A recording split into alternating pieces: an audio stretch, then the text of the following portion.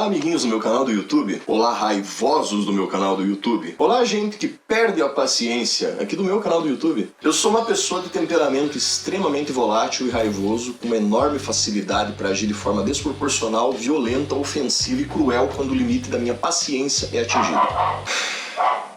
Tipo, a minha vontade de matar essa merda desse cachorro agora, nesse exato momento. Eu admito que sim, esse limite é muito pequeno. E é a primeira vez que eu falo sobre isso. Essa é a grande verdade, nua e crua. E a outra verdade é que, por mais antagônico que possa parecer, eu busco ser gentil com as pessoas a maior parte do tempo. E eu consigo manter esse bendito desse monstrinho da raiva bem quietinho no canto dele, com relativo sucesso na maioria das vezes.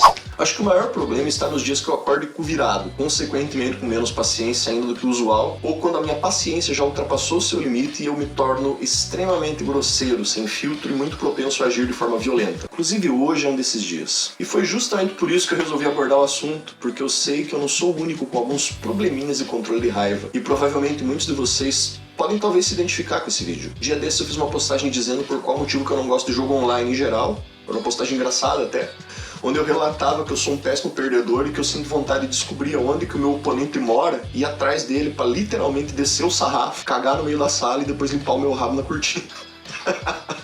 Bom, a minha esposa viu o post, rachou da risada, né? Mas depois, conversando sobre, ela me disse que nunca tinha reparado que eu era um mau perdedor e o quanto isso era capaz de me irritar. E aí ela mesma disse, porra, se bem que nesse tempo todo que a gente tá junto, eu realmente nunca te vi jogando alguma coisa competitiva. E é verdade, né? Até das sessões de board game eu costumo fugir. A gente tá junto já faz 6 anos e ainda não conhecia esse meu lado, apesar de já ter testemunhado vários rompantes de raiva meus, né? E aí é que tá.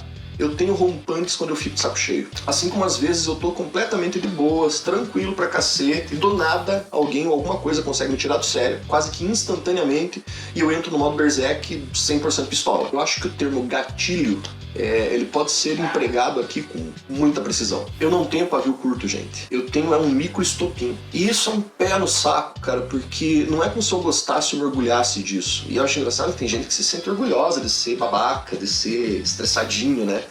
Bem pelo contrário, cara. Quando passa esses rompantes de raiva, eu fico morrendo de vergonha alheia de mim mesmo, assim, cara. Eu fico me sentindo péssimo, saca? Eu me sinto o cheiro do cocô do cavalo do bandido. Mas com o passar dos anos eu fui me conhecendo um pouco melhor e procurando formas de lidar com isso. E de enganar essa minha raiva, ou até mesmo de administrar de modo que me cause menos problema. Porém eu admito que esse período de pandemia, bem como o nosso momento político, tudo isso somado à época que a gente tá vivendo, tem tornado cada dia mais complicado para manter a pouca paciência que eu já tenho. E esse vídeo é inclusive uma ótima forma de admitir para mim mesmo que por muito tempo me enganei pensando que eu tinha uma paciência que eu não tenho.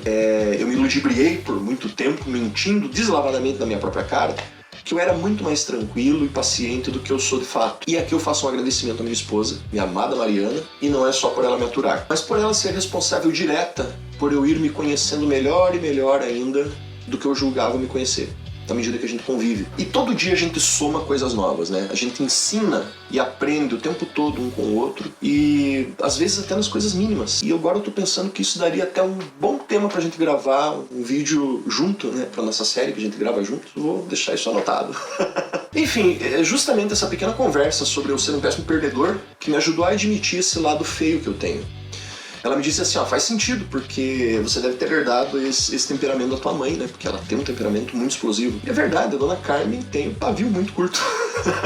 E eu realmente passei os últimos dias refletindo muito sobre isso. E eu percebi que, de fato, enquanto eu me enganava, posando como alguém paciente, o que eu estava fazendo de fato era procurar mecanismos e formas de lidar com a minha falta de paciência e com o meu temperamento tão sanguíneo, a ponto de eu até mesmo parecer ter mais paciência do que eu tenho. Ora, veja, fui ótimo em me enganar e enganar os outros. Mas que mecanismos foram esses? Bom, no começo, quando eu era bem jovem, eu invejava muito a paciência alheia.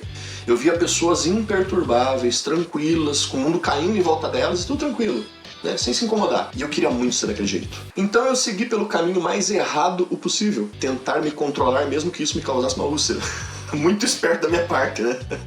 Eu já devia saber que algo assim não daria muito certo pra um cara que teve gastrite de fundo nervoso aos 9 anos de idade. Gente, eu era muito, mas muito pistola quando eu era moleque. Vocês não fazem ideia. Então segurar a raiva foi a pior decisão, porque afinal quando a gente segura por muito tempo, cedo ou tarde a gente acaba explodindo de um jeito muito mais intenso, prejudicial e destrutivo. Tanto pra mim quanto para os outros que estão à minha volta, né? Afinal de contas estamos falando de um efeito de área. Eu queria ser mais paciente, queria ser menos raivoso, mas quando eu tentava, falhava miseravelmente.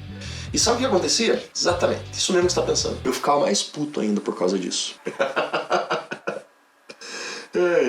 Então eu comecei a procurar características minhas que eram antagônicas à raiva para potencializar, ao mesmo tempo que eu procurava formas de alimentar menos as coisas que poderiam me deixar com raiva. Então com isso eu passei a praticar mais a empatia, a gentileza, o amor próprio, a simpatia, o companheirismo, por aí vai. Coisas que já existiam em mim de uma forma tão natural quanto a raiva, mas que nesse caso eu procurava deixar mais à superfície.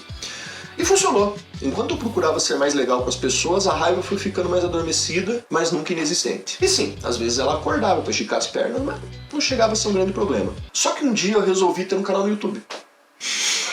E como vocês bem sabem, a internet é um poço sem fundo de provocação e um lugar ideal para passar raiva.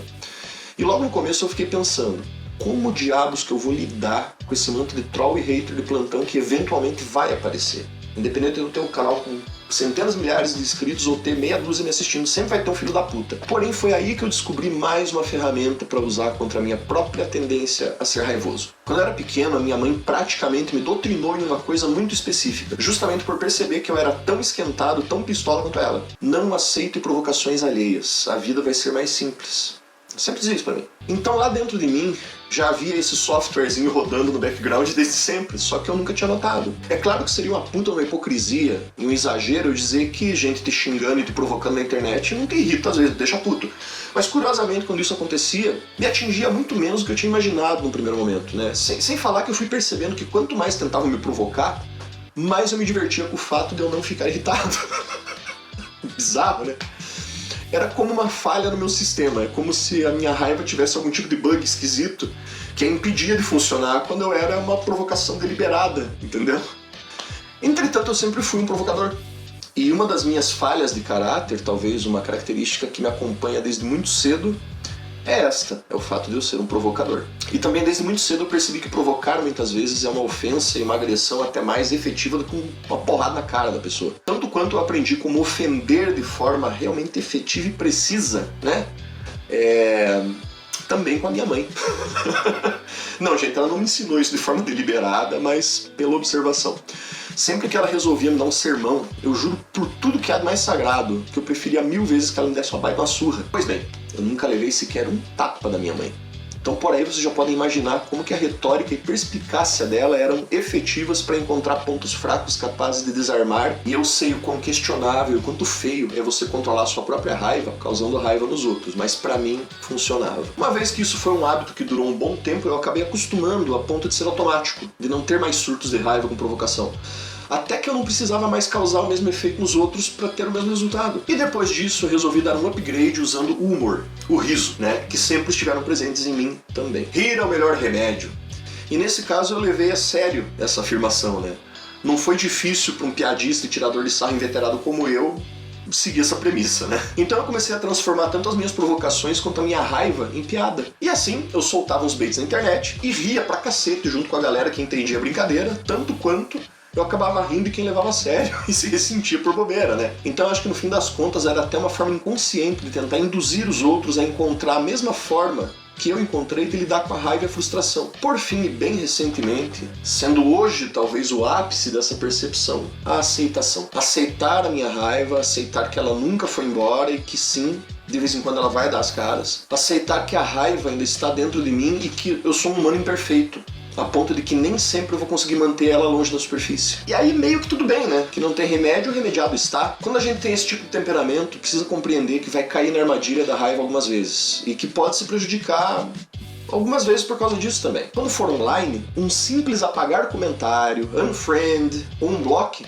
consegue dar conta do recado, sabe? Você não precisa conservar na tua vida coisas que te causam incômodo desequilibram partes tuas que você já tem dificuldade o suficiente para manter equilibradas, né? É ter essa autopercepção, essa autoconsciência de que sim, você vai perder oportunidades boas, vai perder amizades, relacionamentos, que você vai ganhar antipatia de algumas pessoas por um julgamento feito baseado em algum péssimo comportamento, péssimo momento teu, e que mesmo buscando ser melhor e até mesmo obtendo sucesso na maioria das vezes, esse monstrinho existe aí dentro e ele pode sair de vez em quando, cara. Ter essa consciência, pelo menos, faz com que você esteja um pouco preparado para lidar com o resultado da raiva e da frustração que vai vir disso, sabe? Com as consequências disso. Pelo menos pra mim funcionou. Então eu espero que alguma coisa que eu pude usar comigo possa ser usada por você e que as coisas reprováveis que eu relatei ter feito também possam te trazer um pouco de reflexão. E se você é um raivoso em busca de ser melhor, como eu tento ser todo dia, pelo menos tenha visto aí uma forma de começar a procurar em você mesmo, aí dentro, os mecanismos que você talvez tenha para lidar com isso, beleza? Então é isso, gente. Obrigado por terem visto mais esse vídeo. Espero que vocês tenham gostado.